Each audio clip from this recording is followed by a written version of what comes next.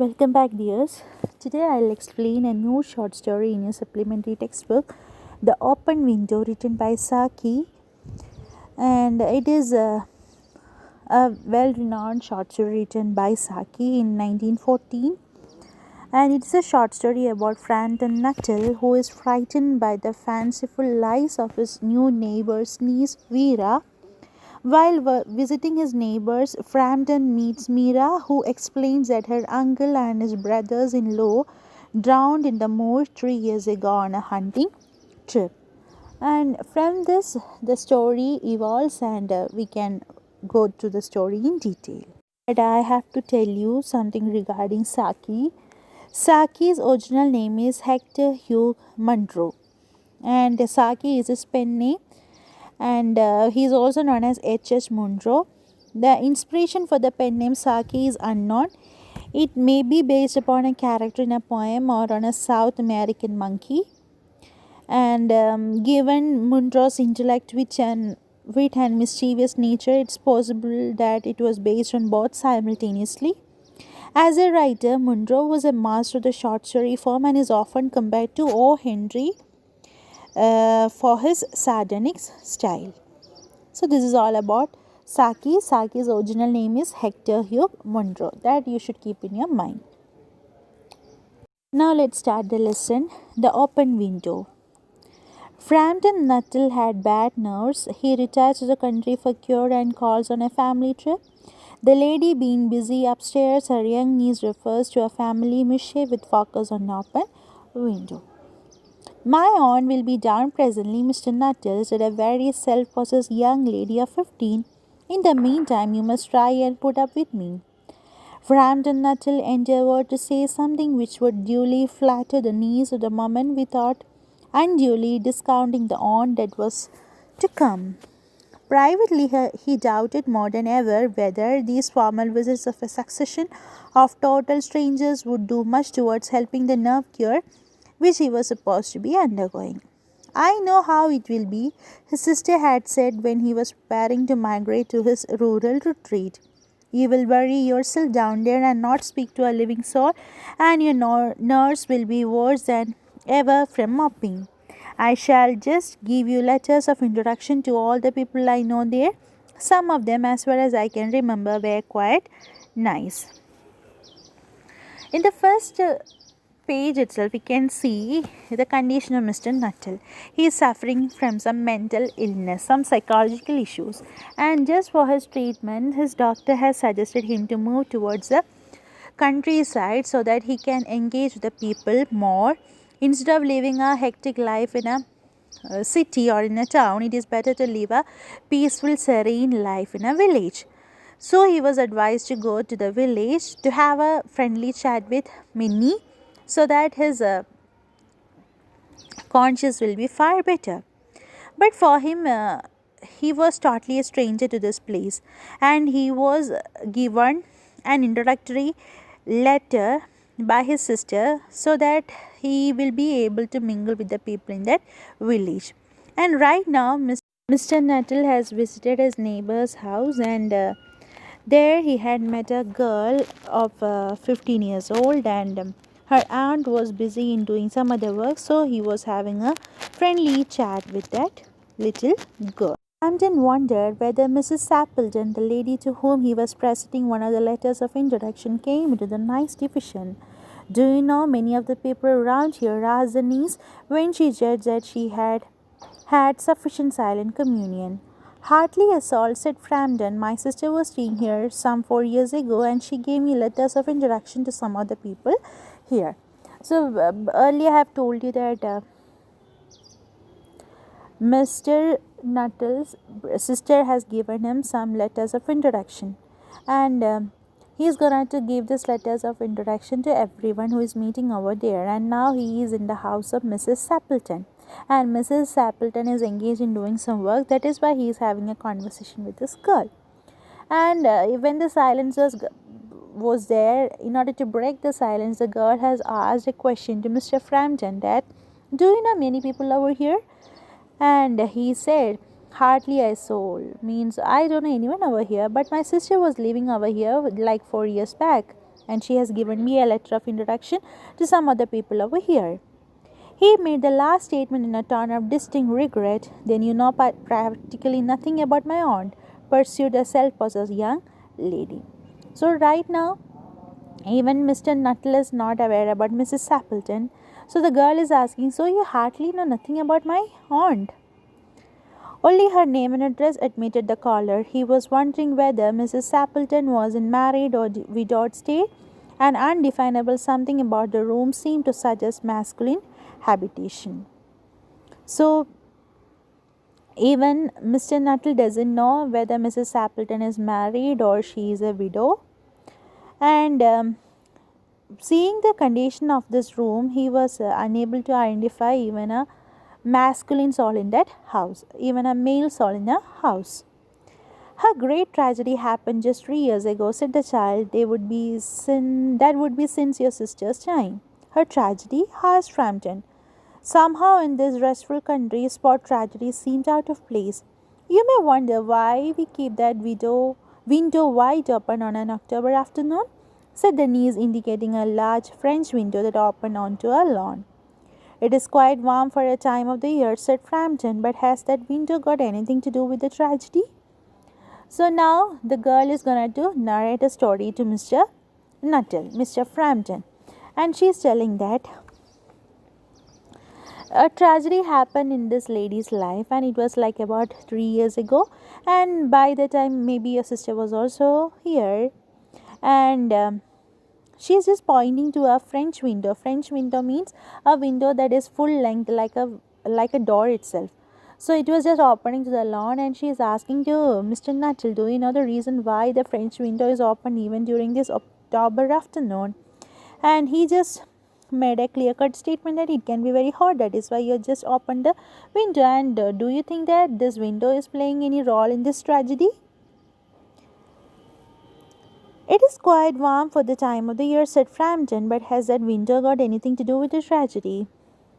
Oh, out through that window, 3 years ago to a day, her husband and her two young brothers went off their day's shooting. They never came back.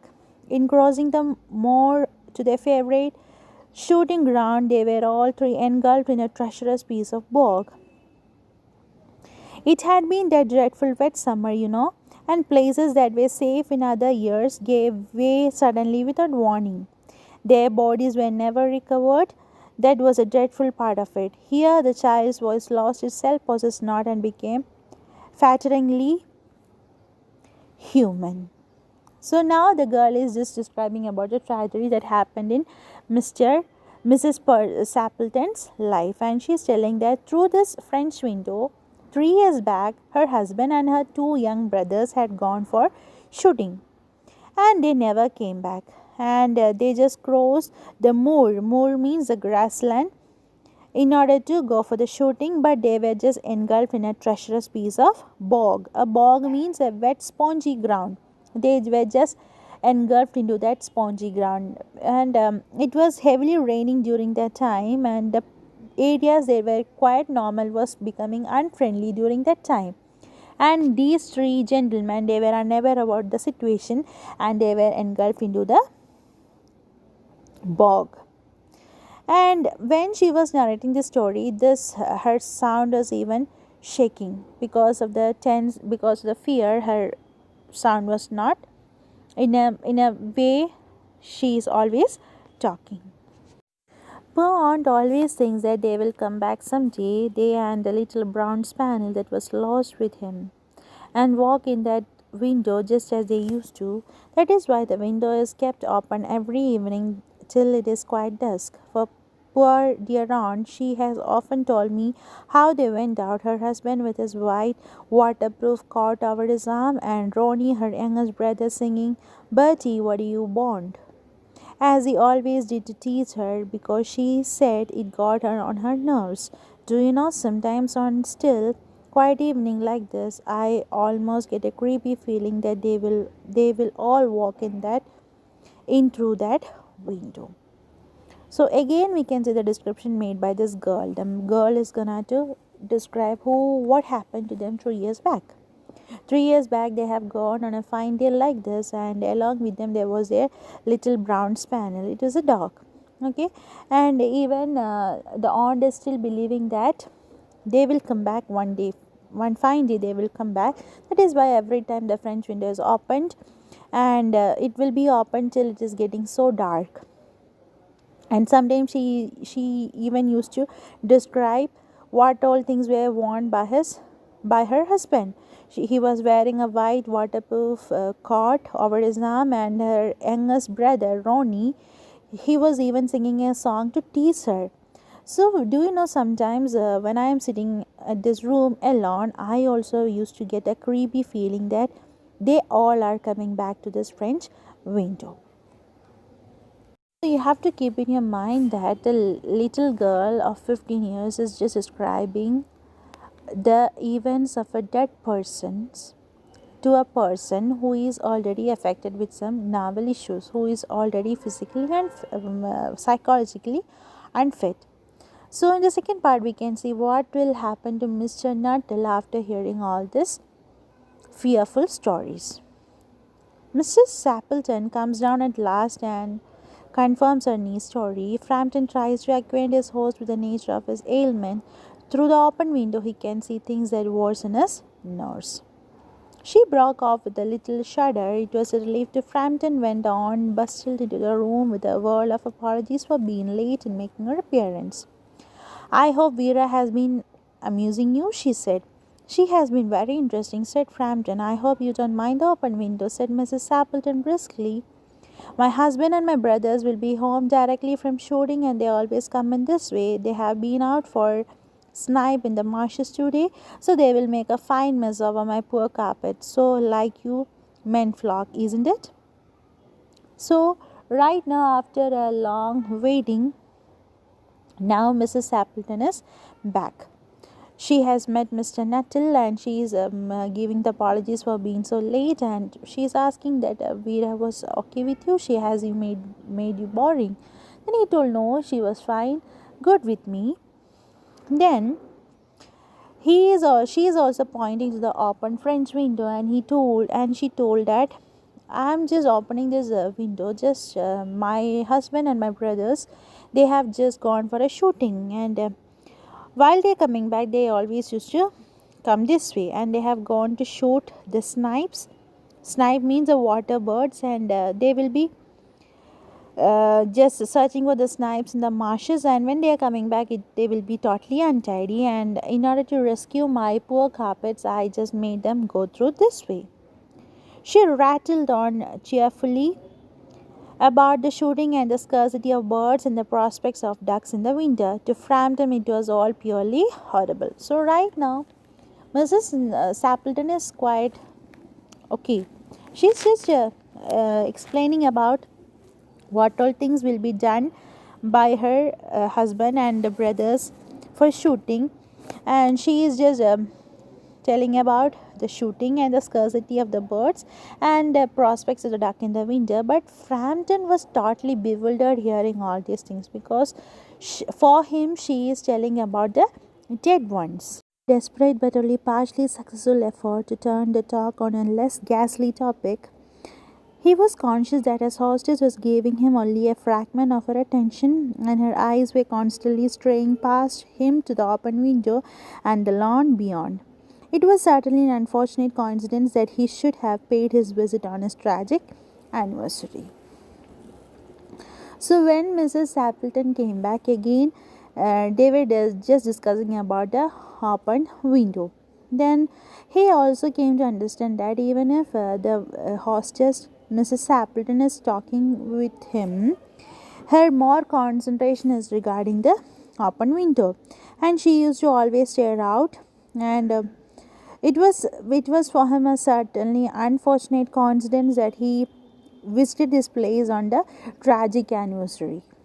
The doctors agree in ordering me complete rest, an absence of mental excitement, and avoidance of anything in the nature of violent physical exercise, announced Frampton, who labored under the tolerably widespread delusion that total strangers and chance acquaintances are hungry for the least detail of one's ailment and infirmities, they cause and cure. On the matter of diet, they are not so much in agreement, he continued.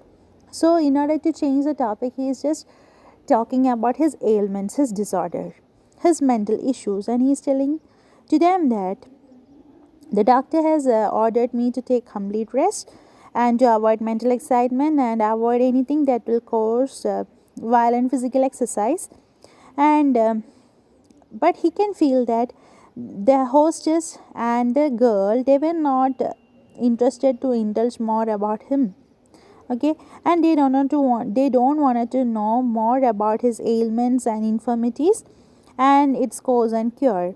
And again he is continuing that for the matter of diet, regarding the diet, there is not clear cut instructions given by the doctor. I can eat anything. No, said Mrs. Appleton in a voice which only replaced a yawn at the last moment. Then she suddenly brightened into alert attention, but not to what Frampton was saying. Here they are at last, she cried, just in a time for tea, and don't they look as if they were muddy up to the eyes? So when Mr. Nuttall was telling about his problems, all of a sudden Mrs. Appleton said no when he was telling about his diet plans and all. She just exclaimed no, but it was not the answer for his statement. Okay, she was just surprised to see the men who are coming from the lawn, and she is just crying that just wait for a while, I'll make a cup of tea. And don't you feel that these men, they are just covered with mud, they're even up to their eyes, I can feel the mud. Should feel the intensity of the situation. He is already a person suffering from naval issues, and now he is seeing in front of his eyes the persons who are so called the dead ones. Okay, Frampton shivered slightly and turned towards the niece with a look intended to convey sympathetic comprehension. The child was staring out through the open window, and with a dazed horror in her eyes, in a chill shock of nameless fear, Frampton swung round in his seat and looked in the same direction. In the deepening twilight, three figures were walking across the lawn towards the window. They all carried guns under their arms, and one of them was all additionally burdened with the white coat hung over his shoulders. A tired brown spaniel kept close at their heels. Noiselessly they neared the houses, and then a hoarse young voice chanted out of the dusk, I say, Britty, what do you want? So now, when Nuttall is also looking through the window, he can see the three men are coming from the lawn. And while he was gazing outwards, the niece was also looking outward with a horrible eyes. She was having the fear in her eyes. And he can feel the three men coming towards them, and they are all are carrying guns under their arms, and in one is additionally having a white cord hung over his shoulders, and it can be obviously her husband. And there is a tired brown spaniel kept close at their heels, and noiselessly they near the house, and a young boy who can be the youngest brother who is singing this song, I say, Betty, what do you want? What else can Frampton do but beat a hasty retreat? Had he seen a ghost? The niece does have a knack of explaining an uncanny coincidence. Frampton grabbed wildly all his stick and had the hall door, the gravel drive, and at the gravel drive and the front gate were dimly knotted stages in his headlong retreat. A cyclist coming along the road had to run into the hedge to avoid imminent collision. So, seeing the three men and the spaniel coming over there, Frampton was bewildered, and he all of a sudden started running out of the house. He just took his stick and had in his hand. He just opened the hall door, and he is just running through the gravel drive, and he just somehow reached the front gate, and there was almost a collision going to happen with the cyclist, but with God's grace it hasn't happened. Here we are, my dear, said the bearer of the white mackintosh coming in through the window. Who was that who bolted out as we come up? A most extraordinary man, a Mr. Nuttall, said Mrs. Appleton. He could only talk about his illness and dashed off without a word of goodbye or apology when you arrived. one would think he had seen a ghost. So now, that person, the husband of Mrs. Sappleton, is asking to Mrs. Sappleton, who is that person who had ran out of our house when we reached here? And she told that this is an extraordinary man called Mr. Nuttall, who always used to want to talk about his illness, and without saying even a word, even saying goodbye or apology, when you arrived, he just dashed out of the house as if he had seen a ghost.